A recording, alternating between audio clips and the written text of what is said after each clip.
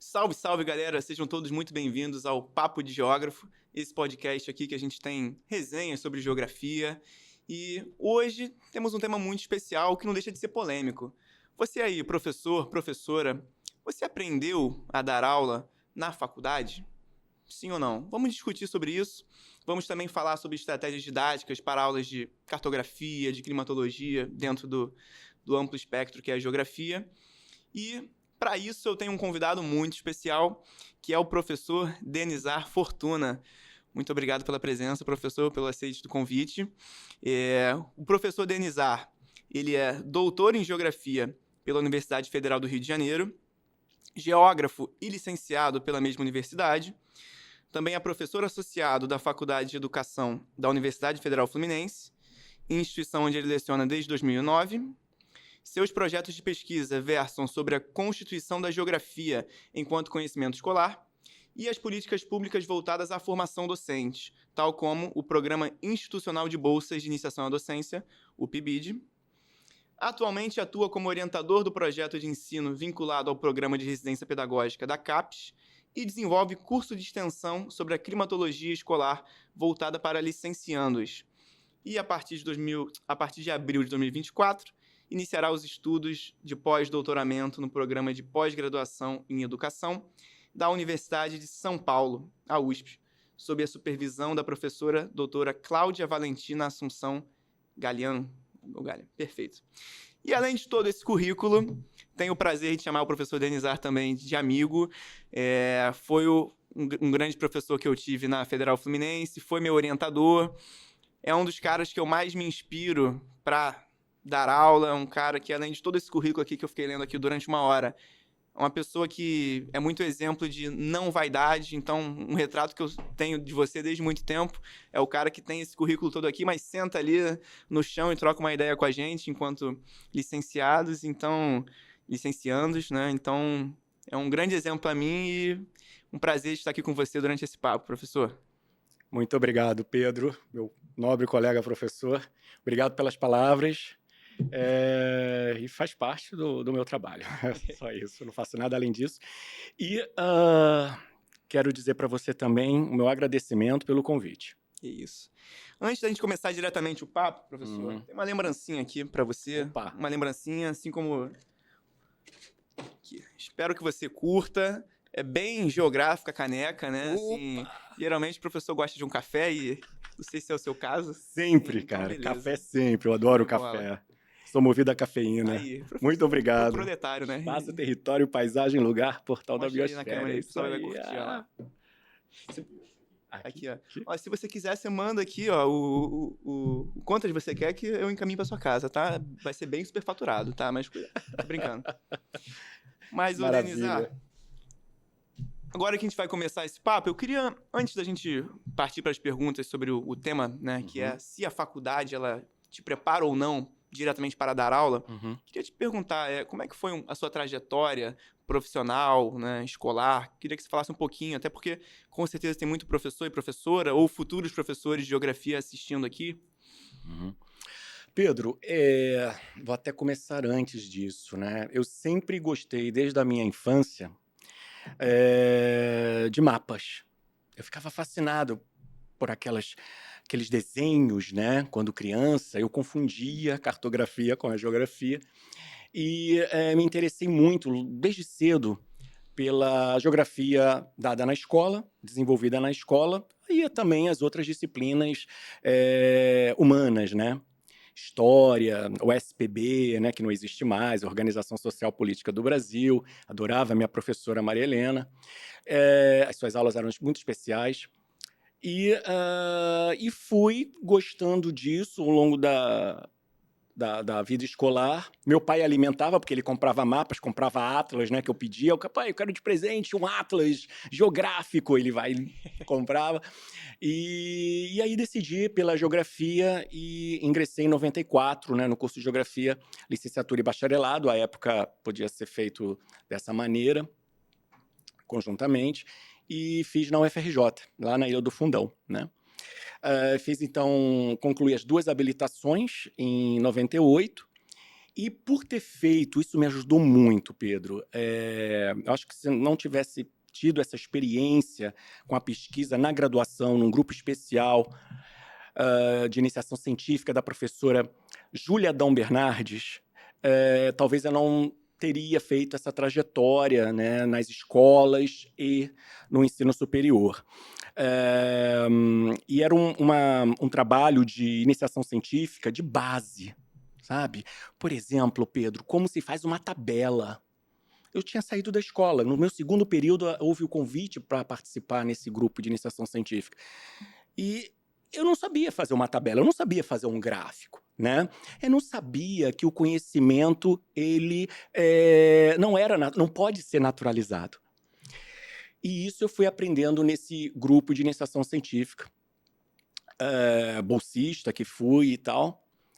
E isso me ajudou muito, encurtando aqui um pouco o papo, me ajudou muito a pensar em fazer o mestrado, né? Então, o mestrado eu fiz na UF, na Federal Fluminense, só que pelo Departamento de Geografia, não na faculdade onde eu trabalho hoje, e prossegui, né? E aí emendei com o doutorado também. Mas nesse momento, entre o mestrado e o doutorado, isso foi entre 2001 e 2002, eu pensei, eu quero dar aula, né? Tinha feito o mestrado, concluído o mestrado, e eu quero dar aula e tal.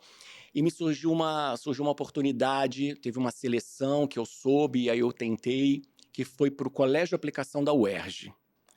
Foi um trabalho que tive onde eu aprendi demais. Demais. A generosidade dos colegas do Colégio de Aplicação, isso não só da disciplina de geografia, como de outras disciplinas também, como se funcionava uma escola ligada a uma universidade, no caso, né, a nossa UERJ. E foi um aprendizado maravilhoso, né? E dali eu fui prestando concursos, né? Aí em 2001 eu assumi uma matrícula na Rede Municipal de Educação de Petrópolis, né? Fui professor lá durante um bom tempo, quase 5 para 6 anos, se eu não me engano. Fiz concurso para a FAETEC, que não é ligado, como muita gente pensa, né, à nossa Secretaria de Educação. Ela é ligada à Ciência e Tecnologia e Inovação, né, do Estado do Rio de Janeiro. Mas lá eu trabalhei com o ensino fundamental, né, com 4 tempos de geografia. Caraca. Pedro, Qual ano que você trabalhou lá? trabalhei com a antiga, né, a sexta série, atual 7º ano, e trabalhei com o 8º e o 9º, né, que seriam 7ª e 8ª série. E também com turmas de aceleração à noite. Eu me lembro bem disso. Às segundas ou, dependia do ano, às sextas-feiras. E também trabalhei em escola privada, né?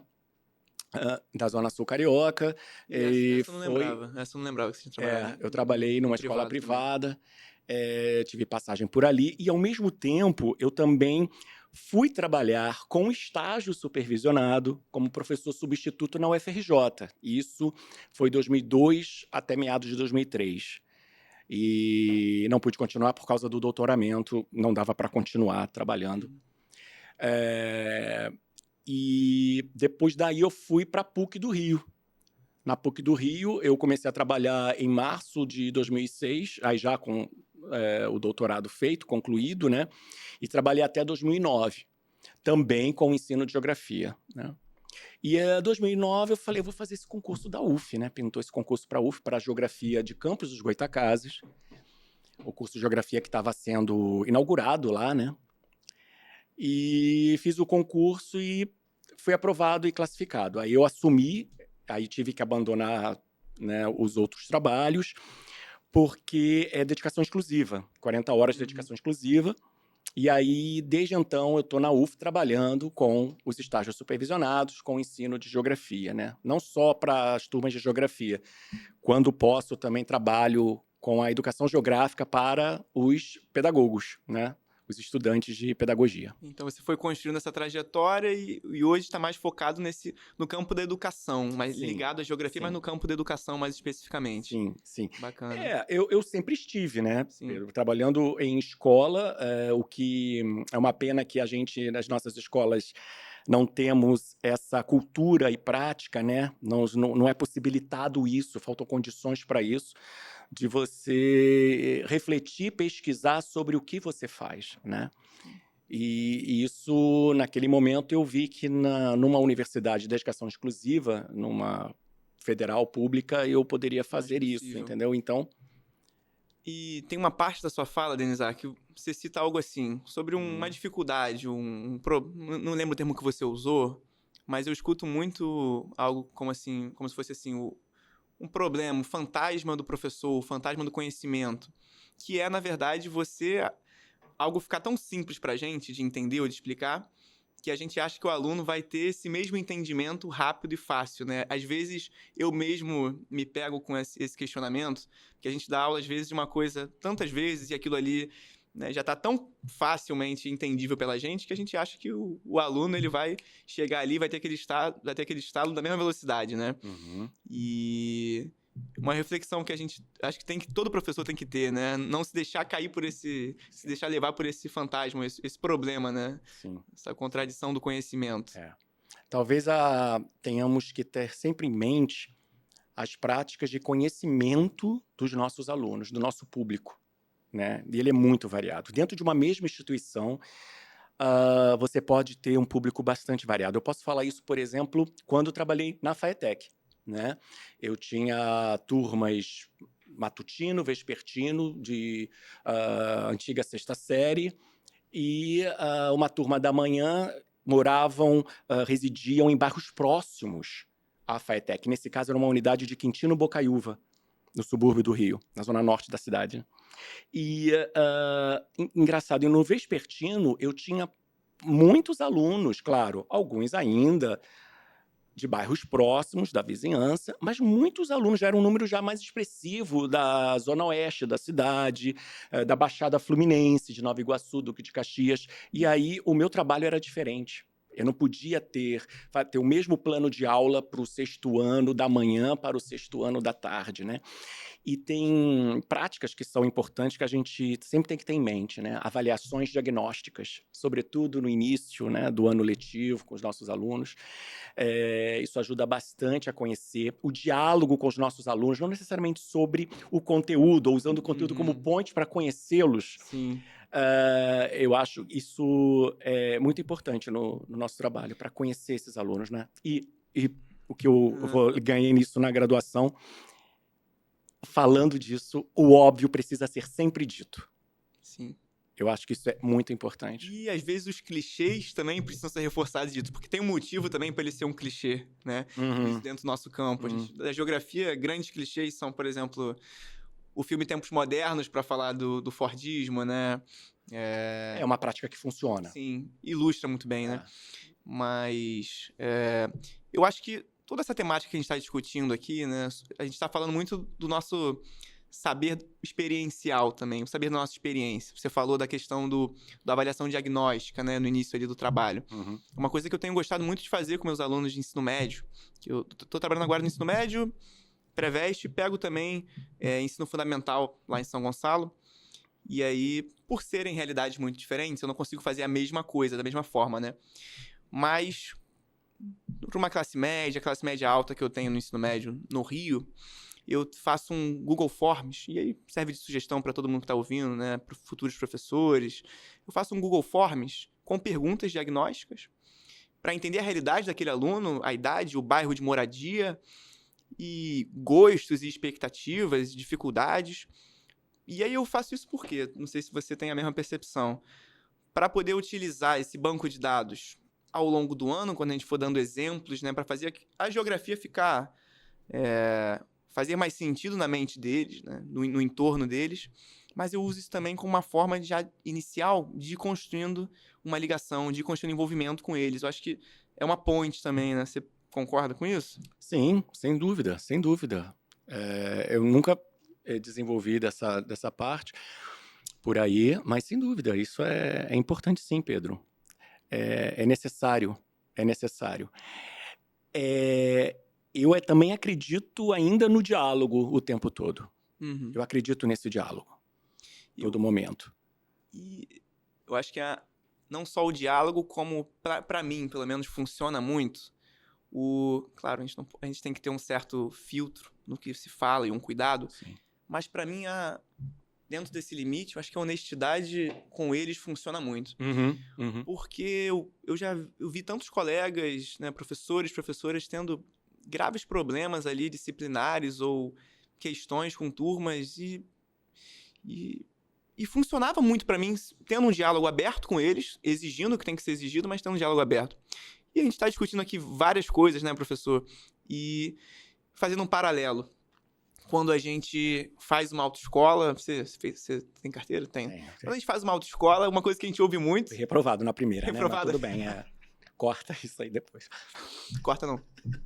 Uma coisa que a gente escuta muito sobre a autoescola é que você não sai da autoescola tendo aprendido a dirigir. Você aprende na rua. E fazendo esse paralelo com a educação, uma coisa que eu, pelo menos, escuto muito, e é até utilizado por alguns professores, esse argumento, né? Para vender cursos e dos mais diversos espectros, né? Eu ouço muito o argumento de que a faculdade de licenciatura não te prepara para dar aula, não te prepara para pisar no chão da sala de aula e enfrentar aquela turma que vai estar demandando de você de diversos lados diferentes. E aí eu queria te fazer uma pergunta, né? Você concorda com isso? Você concorda de que a faculdade não prepara a gente para pisar em sala de aula? E junto dessa pergunta eu faço outra. Você acha que a faculdade ela deve ter esse grau de preparação ou o objetivo é outro? Pergunta, hein? Aqui é sinistro. Vamos lá. Em parte, Pedro. Em parte. Porque o que eu vou dizer não vai eximir a nossa responsabilidade com a formação. Mas é muito difícil, né, quando eu faço essa pesquisa com alunos, né, que foram do PIBID, né, da residência pedagógica, com a atual, eu ainda não fiz, com um projeto que os bolsistas estão envolvidos atualmente, com licenciandos do curso de Geografia lá da instituição. Sim, existe uma apreensão muito grande da entrada, né, no mercado de trabalho. Alguns já ingressam nesse mercado de trabalho durante a graduação. Obrigado. E eles colocam, né, dessa insegurança e que eu acho que isso é natural. Né? Eu fico me perguntando também, lendo sobre outras formações que não a licenciatura, por exemplo, se isso faz parte, né, dos processos formativos na medicina, na engenharia, né? E a apreensão, a insegurança, elas aparecem. Mas no nosso caso, especificamente, e isso talvez não seja só da nossa, de onde faço esses levantamentos e tento entender o que acontece com as expectativas, com essas inseguranças, existe sim uma fala que é recorrente de que, poxa, como é que eu trato este conteúdo que eu vi na graduação em geografia na sala de aula? Como eu vejo isso? E aí eu começo a perceber que não é apenas uma insegurança. Está faltando ali elementos, competências básicas de como proceder com a didatização do conhecimento, né? E aí eu volto para a nossa instituição, Pedro. Não estou jogando a pergunta de volta a você, tá? Mas Pode jogar. posso. Pode. Mas eu acho, por exemplo, que 3 disciplinas obrigatórias para a licenciatura: didática, organização da educação brasileira, psicologia da educação, com um timaço de colegas docentes, um timaço, Mas eu acho muito pouco. E talvez a ênfase ou o que vá ser trabalhado ali a gente possa trabalhar de outra forma. Por que eu estou falando isso? Primeiro, fiz essa pergunta para você, né? Você acha que a faculdade deveria, de fato, formar para a sala de aula? Porque são lógicas diferentes também, né? Eu já conversei, por exemplo, com professores de história fantásticos, alguns que devem vir aqui em próximos episódios, e é semelhante com eles, né? Assim como na geografia, na história, o que a gente de fato estuda, os conteúdos que a gente trabalha na faculdade, não é exatamente o que você vai trabalhar em uma aula. Então, para a galera ter uma noção, uma das minhas matérias na faculdade foi América Latina. Mas a matéria de América Latina ali, a ênfase é totalmente diferente do que eu vou dar aula, do que eu vou trabalhar numa aula de América Latina com os alunos do pré-vestibular. O objetivo ali é você se debruçar sobre raciocínio, sobre pensamentos de autores, discutir essas ideias e isso te preparar para ser um melhor professor posteriormente. Por isso que eu fiz essa pergunta para você. E eu acho que as demandas, as faltas que os alunos sentem com esse argumento de que eu não me sinto preparado para dar aula depois da faculdade. Eu acho que tem coisas aí, na minha visão agora particular, né?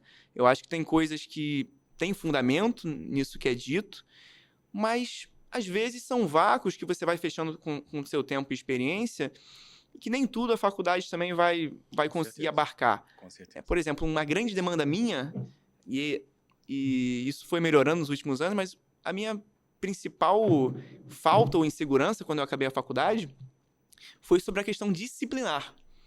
Como não era conteúdo, não era didática, era como controlar esses moleques. Como fazer ele largar o celular e prestar atenção na aula. Como resolver uma questão de indisciplina direta ou de falta de respeito. Da violência. E como responder com o que se diz de resposta não violenta, como uma comunicação não violenta com eles. Então, são vácuos diferentes que acho que cada um tem uma percepção específica, né? Sem dúvida. Mas, Pedro, eu vou voltar a falar dessa formação que é oferecida, desenvolvida por nós, por mim, né?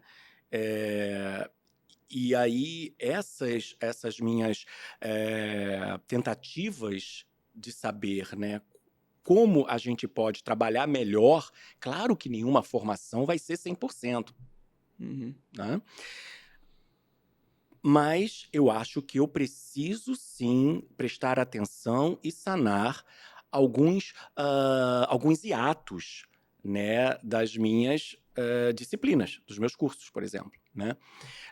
Então, eu acredito que quando o aluno sai, ou um corpo docente, colegas, professores das escolas, e dizem para mim que a geografia é uma adaptação da geografia acadêmica, eu dou um passo para trás, né? Eu falei, não é. Não é. Né? Isso cria uma grande ilusão. Até brincava, não sei se você lembra, nossos encontros de estudo toda quinta-feira, né?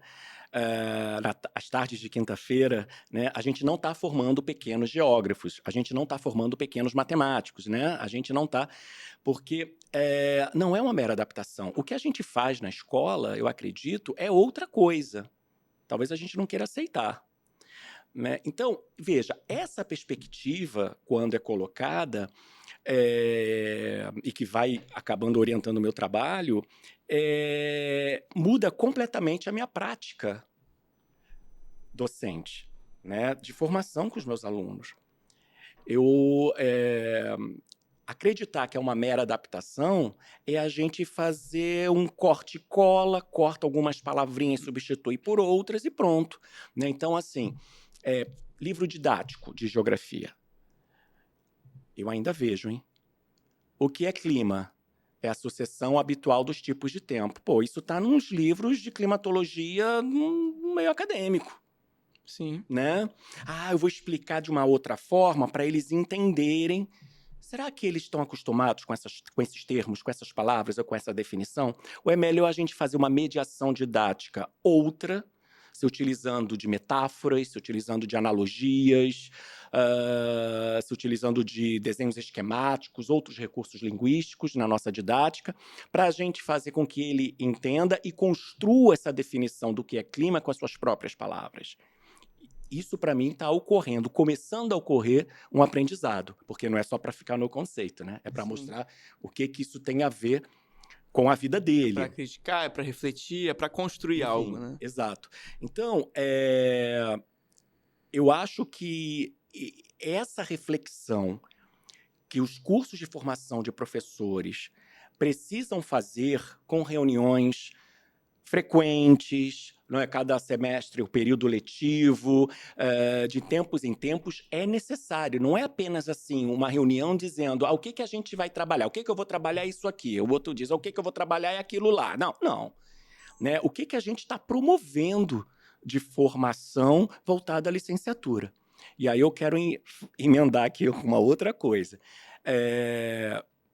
Para trabalhar nos cursos de licenciatura, eu defendo a experiência docente na sala de aula, eu defendo a produção que tenha, havendo em pesquisa voltada ao campo educacional, às ciências da educação, e eu acho que, se tratando dessas escolhas, né, pelas instituições, não se deve fazer, alguém que saiba, que dê aula de geografia urbana, que dê aula de climatologia, de geomorfologia, pode dar uma excelente aula de ensino de geografia ou o estágio supervisionado. Eu acho isso bem complicado.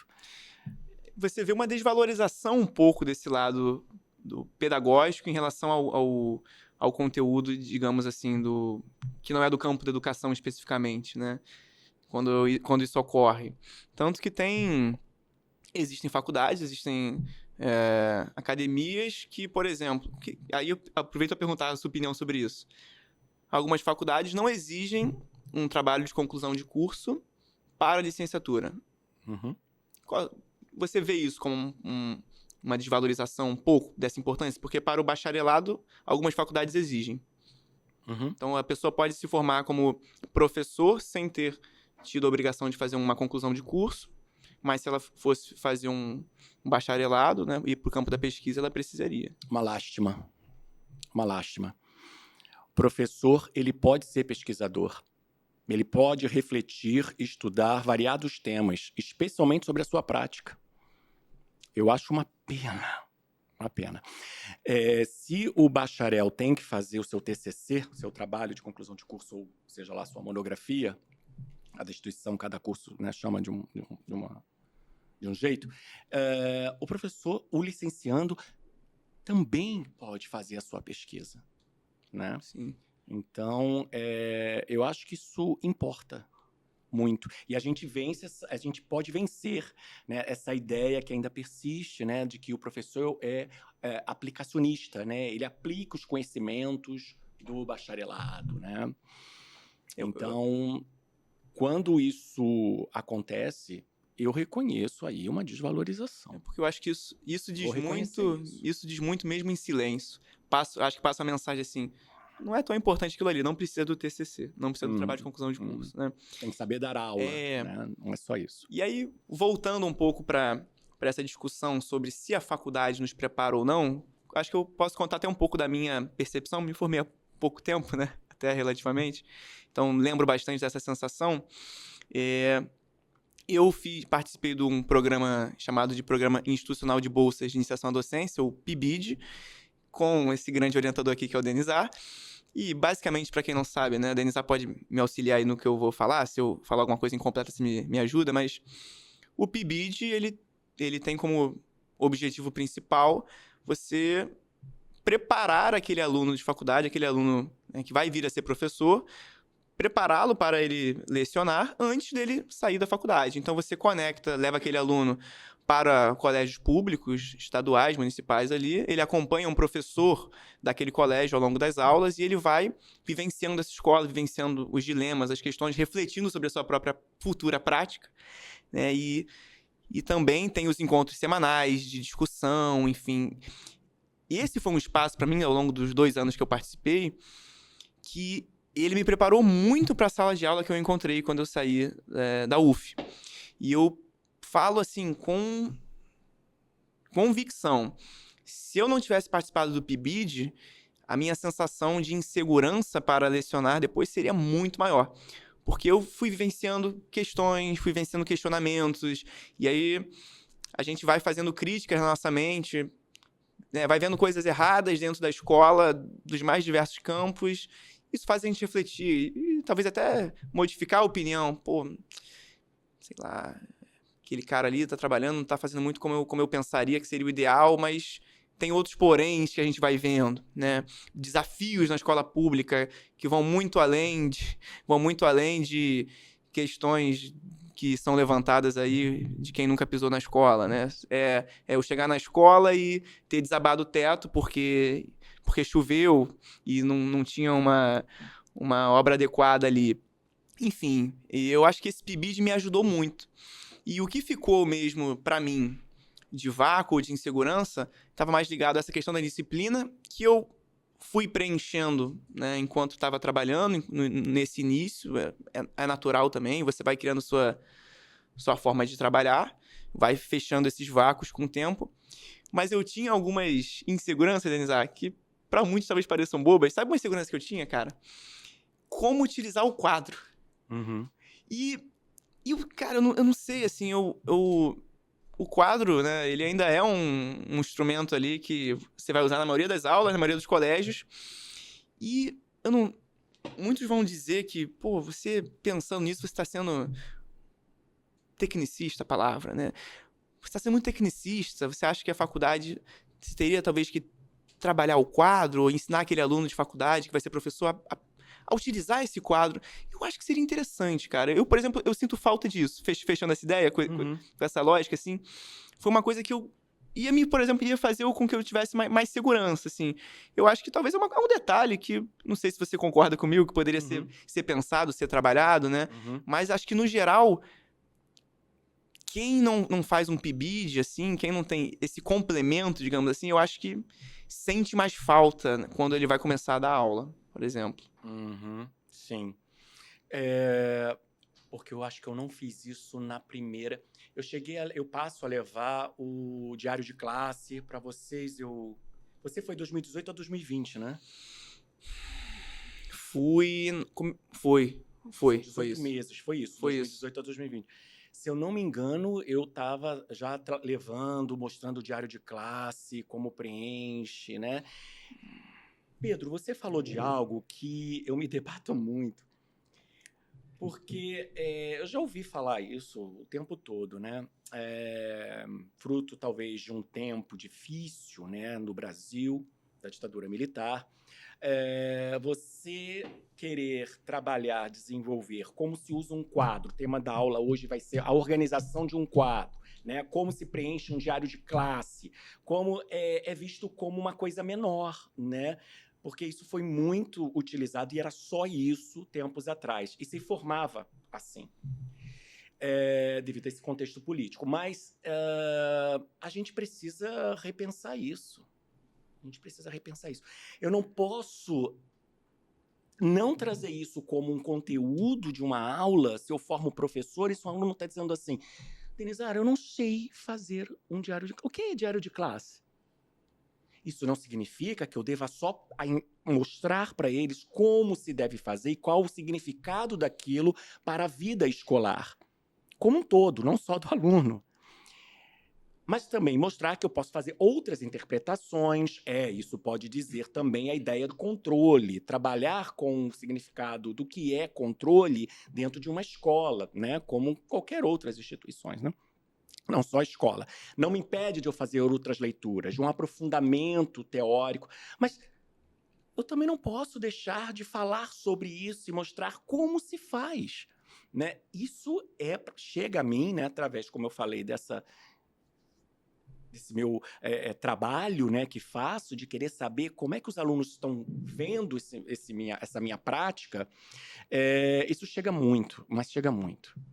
né? Como é que eu faço o tratamento didático? Como é que eu preencho? Eu imaginei, Como é por que eu isso que eu organizo um perguntei. quadro? Como é que... Ah, O PIBID também, aí tem um dado importante, né? Por que que eu quis trabalhar com o PIBID? Eu vi o PIBID hoje com a residência pedagógica, nesses projetos que são financiados pela CAPES, Coordenação de Aperfeiçoamento de Pessoal de Nível Superior, que eu acho que são políticas muito interessantes,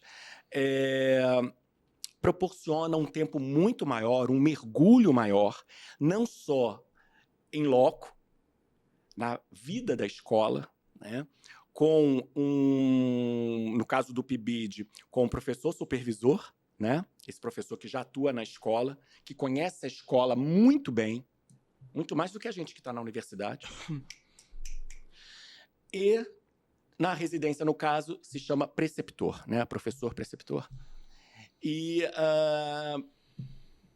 a mesma coisa, né? Que atua junto com esse aluno ali. E, além de tudo, e isso é uma prática que eu aprendi na iniciação científica, como eu já citei aqui no início, a necessidade de fazer estudos, né? Da gente conversar sobre essa experiência, né? Porque não deixa de ser sim. já a sua experiência profissional. Então,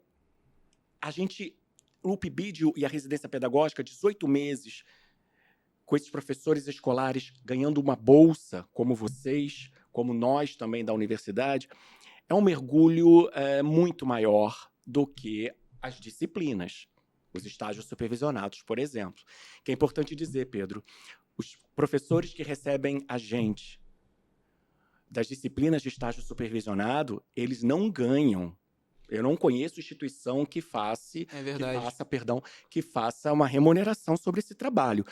Eles formam os nossos alunos. Mas formam os nossos alunos. E como isso é um diferencial nessa formação docente mesmo. Eu acho muito pouco uma declaração ser emitida. Eu ainda acho muito pouco. Eu tenho um sonho.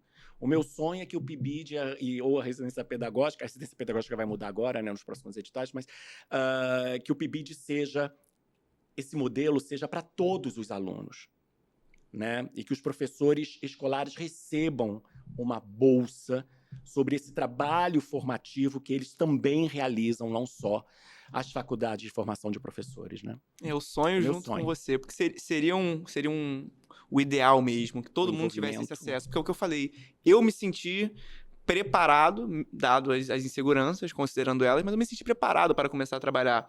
Mas o PIBID teve uma grande participação nisso. Sem ele, seria muito diferente. Então, você universalizar isso iria ser muito importante.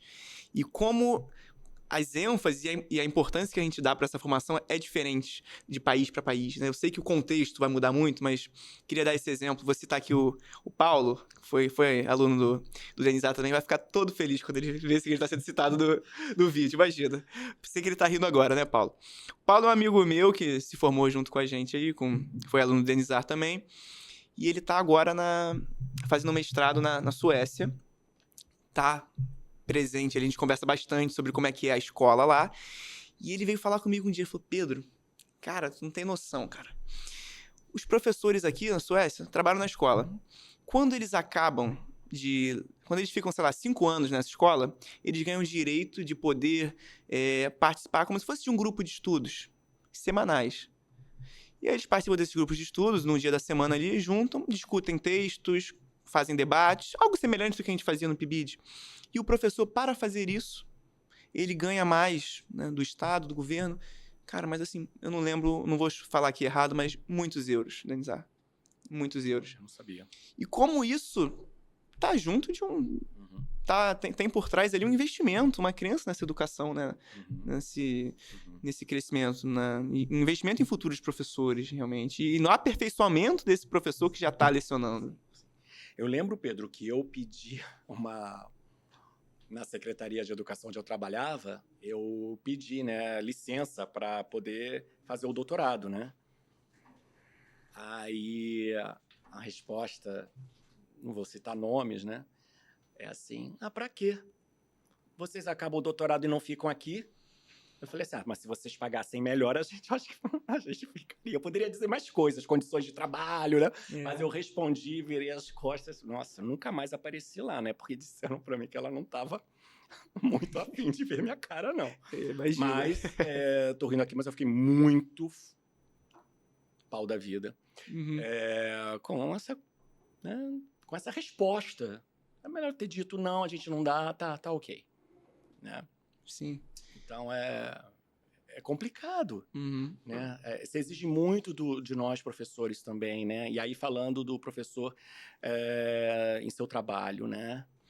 Não estou falando apenas da formação inicial. Então, a formação continuada, né, é muito importante para nós professores, muito importante.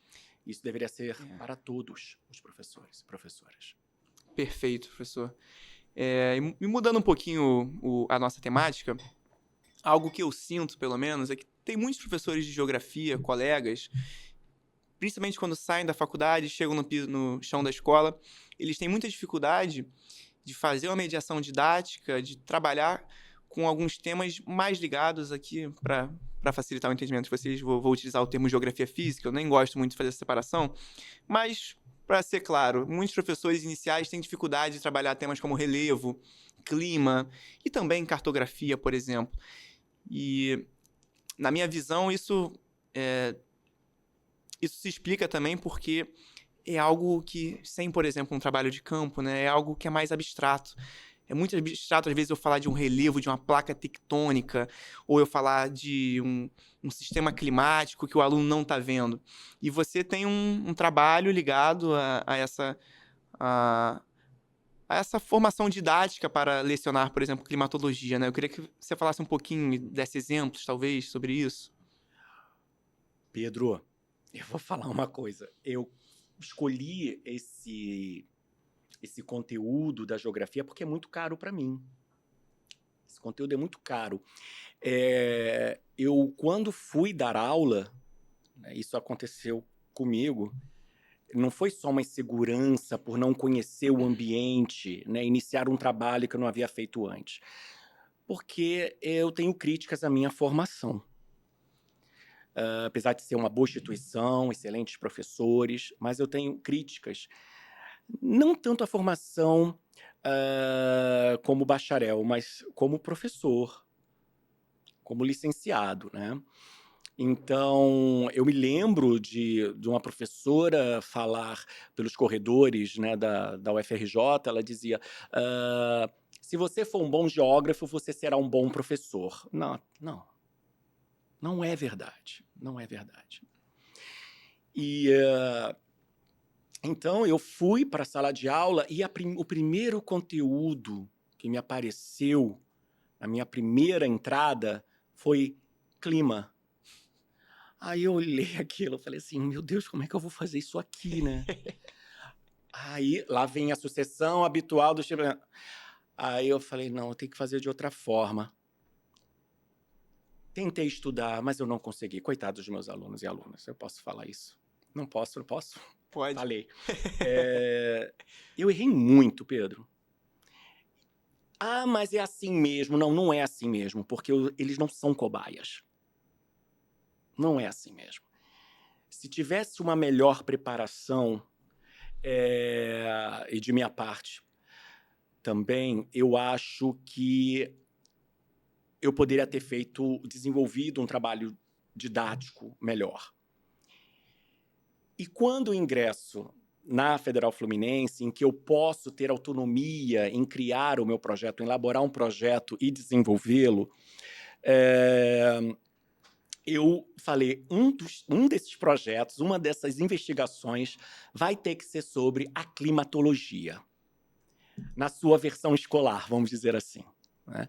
E comecei, então, a fazer esse estudo, fiz um levantamento durante muitos anos, mas esse inicial, eu me lembro que eu me debrucei em diversas obras, em produções nacionais, eu descobri que existe uma produção nacional variada e riquíssima, não só da climatologia, mas de outros conteúdos da nossa disciplina, e vi que vários outros profissionais narravam, em pesquisas qualitativas, narravam as suas dificuldades com diversos conteúdos, especialmente a climatologia.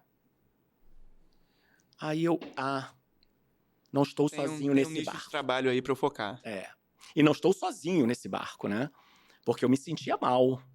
Eu me sentia mal, Pedro. Sabe? Como não vou chegar lá, né? Não vou conseguir. É, E aí eu começo a desenvolver essa pesquisa e esse trabalho e ofereço, a partir daí, um curso de extensão. E a procura é grande, né? Então é algo que eu, lá dos anos 90, comecei a Nossa. trabalhar no início dos anos 2000 e vejo que, por que você está procurando esse curso? Essa é a pergunta, né, na hora do preenchimento do formulário. Por que você está procurando? Tanto para os licenciandos em geografia, nos últimos cursos oferecidos também para os estudantes de pedagogia, e para professores. Para professores que estão atuando Para professores também, não também, sabia. sim. Bacana. E assim, são as minhas dificuldades. A dificuldade da didatização desse conhecimento, das metodologias de ensino que nós podemos fazer, né? É, E aí eu passo a desenvolver, por isso, justificando para você, foi a partir de uma dificuldade minha que passo a desenvolver esse trabalho, né? Que faz As sentido abordagens da climatologia. para uma ampla gama de professores em formação e professores que já começaram, Sim, essa sim, dificuldade que sim, você sim, sentiu, né? sim. E eu acho que, pegando essa ideia não só da climatologia, mas da chamada geografia física, eu acho que se você não tem um recurso visual disponível para trabalhar com esse aluno, fica mais difícil ainda. Os materiais didáticos, recursos são importantes. Mas não é só isso, Não, Pedro. não. O caso que eu vi, a primeira coisa, desconstruir a ideia que ocorre uma adaptação. Voltei a isso. A adaptação. Sabe? Então, quando eu coloco através de uma analogia, que é um modo de comparação, né? Como é que eu posso definir um clima? Vamos definir o clima através do nosso guarda-roupa, né? Quais são as peças, as vestimentas que nós temos em maior número lá? Quais são? Será que isso dá para a gente começar a definir o clima onde nós estamos, que nós vivenciamos, né? Cada peça de roupa pode definir para mim o tempo atmosférico. Não é o tempo histórico, é o tempo atmosférico. Pode definir o tempo, né? Então, é a partir dessas mediações. Mas você está se afastando do que disse grandes autores da área. Tô. Que bacana. Porque eu não estou fazendo a climatologia acadêmica ou a climatologia científica. Nossa, esse argumento que você deu é muito bom, né? Como é que você vai dizer que um professor que pensou em dar uma aula sobre climas utilizando o seu guarda-roupa, como é que isso não é uma construção diferente de conhecimento, né? Eu acho que dizer que isso é uma mera simplificação da academia tá muito errado, né? Existe. É claro Existe essa que. divergência Veja de bem, eu não estou pensamentos. dizendo ao mesmo tempo, porque pode. Nessa fala. Eu posso acabar dando a entender que, então não precisamos mais dos conhecimentos específicos. Não, não é isso. Os conhecimentos específicos são importantíssimos. São importantíssimos. Porque para eu chegar e fazer essa mediação, eu precisei ter estudado a climatologia lá na universidade, na minha graduação, né? Perfeito. Assim eu posso levar para as outras disciplinas. Eu não estou falando que é abrir mão. A fonte, uma das fontes principais para o que se faz como educação geográfica, no caso, na escola, porque eu posso fazer educação geográfica em outros lugares, como em museus, por exemplo, etc., é a minha base, mas sabendo que eu estou respondendo a outras demandas, as demandas escolares, sabendo que o conhecimento que foi produzido lá na academia é datado, talvez tenha sido até superado, e nós ainda fazemos um conhecimento que está, né, lá de trás, e quando a coisa já mudou. Mas é assim que a gente também tem que fazer para eles entenderem? Não, não é. Eu acho que não. Eu acho que não, a gente tem que mudar. Se eu não. Mediação didática é difícil do conhecimento científico? É. por que que talvez a gente, quando estamos na graduação, a gente... Nossa, que coisa difícil, né? O professor pode explicar melhor, ele dá a mesma explicação para você, né? Porque talvez ele não tenha feito o exercício da mediação didática, né? Então, pegar um conteúdo e dizer, estou atendendo a quem? Para quê? Qual o intuito de ensinar isso aqui? Opa, vamos lá, vou ter que fazer um trabalho sobre a teoria do conhecimento, né? E, nesse caso, o que vai constituir o conhecimento da escola? O conhecimento que eu vou desenvolver com os meus alunos, né? Eu não vou dar, eu vou desenvolver, né? Desenvolver, construir a partir da realidade deles também, aquilo que a gente estava conversando. E numa interação. Além da climatologia, um campo temático da geografia que eu vejo que eles têm muita dificuldade também, não sei se você concorda, é a cartografia.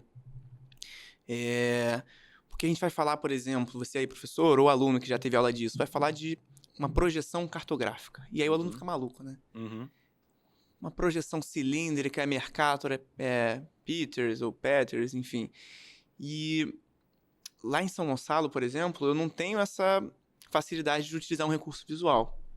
Uma coisa que eu tenho trabalhado com eles lá, não sei nem se eu te mostrei. Se eu colocar aqui na mesa, aparece, tranquilo? Posso mostrar aqui. Eu trouxe aqui para te mostrar. Galera, isso aqui não é... Presta atenção, não é um esquema de terra plana, tá? Não é, porque a galera de terra plana gosta de usar essa lógica do DOM, né? Então eu trabalho com eles geralmente assim. Imagina que isso aqui é apenas metade do planeta Terra, né? E aí a gente vai pensar aqui que eu tenho um país fictício maior, que seria na área da linha do Equador, um país fictício verde menor, mais próximo de um polo. E aí eu pego, não sei se daria para mostrar aqui, mas você vai imaginando, eu pego, coloco uma lanterna nesse buraco aqui, projeto na parede esses países. E aí o aluno ele vai vendo que, na verdade, quando eu projeto isso aqui na parede, esse país em verde que está menor, ele fica maior. Porque ele está mais distante da parede, onde vai bater essa luz, ele está mais distante do ponto de tangência. E aí o aluno vai entendendo que você pega uma projeção cilíndrica, como a de Mercator, e aí você vê que, poxa, na verdade, a Groenlândia, que está aqui no polo, ela não é tão grande assim. Ela está grande porque ela está distorcida, porque ela está longe da linha do Equador, porque ela está longe... Pô, agora eu entendi. Então, eu acho que o grande desafio é a gente conseguir tornar concreto, na visão do aluno, aquilo que, porra, parece muito abstrato, né? Sem dúvida. E um exercício interessante, utilizando o que você acabou de mostrar, o que conhecimento ficou de fora e que conhecimento você teve que destacar para atender os seus objetivos educacionais. No caso, ensino fundamental, né? Na escola onde você... Então, isso é um exercício que nós temos que estar cientes disso. Todo momento, né?